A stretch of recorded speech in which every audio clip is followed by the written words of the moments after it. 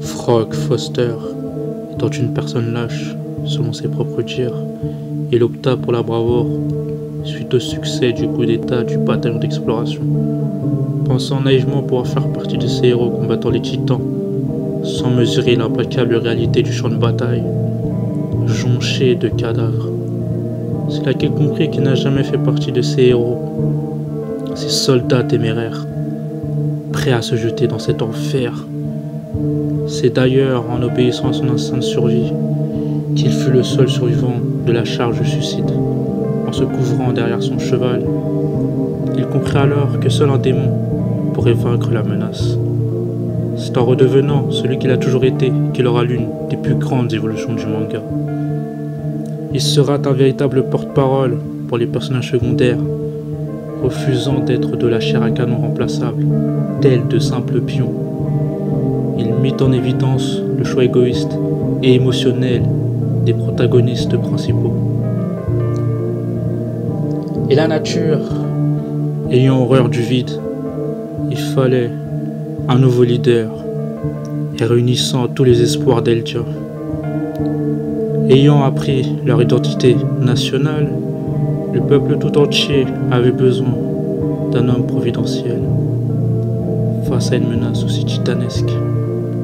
Et seul un démon pourrait protéger l'île du paradis, du véritable ennemi, le reste du monde. La peur, appuyée par l'instinct de survie, ainsi que l'amour des siens, mène à des actions et des choix des plus radicaux, surtout avec des dirigeants timorés devant l'urgence de la situation, incapables de se positionner pour le peuple dans le nouveau contexte de géopolitique mondiale. Problème extrême, solution extrême. Eren et Frog l'avaient parfaitement compris. Eren savait qu'il pouvait faire confiance à Frog, les yeux fermés, lui confiant alors son plan de A à Z. C'est ce qui sera à l'origine des Jägeristes. Frog, fédérant les nouvelles recrues autour du nouveau guide, ils feront mine de se ranger du côté de Sig pour avoir l'appui de l'Alliance. Pour sauver les siens, Eren était prêt à tout, y compris sacrifier son humanité.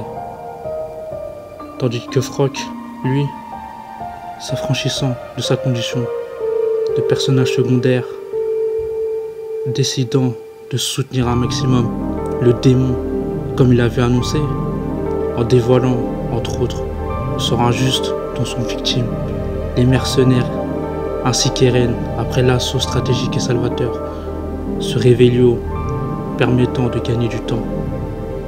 Ce qui aiguisa davantage la colère et la compréhension de la population.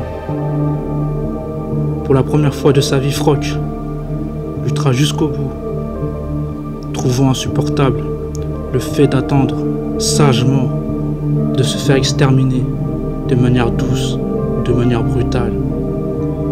Refusant qu'Eldia subisse un grand remplacement, Frog se battra jusqu'à son dernier souffle pour l'achèvement du grand terrassement. Dans un monde où les seules options sont la mort ou la survie, où l'idéalisme se fait écraser, lucide de cet état de fait, et ce savant lâche, il a fait ses choix en toute honnêteté et authenticité, sans jamais se mentir à lui-même.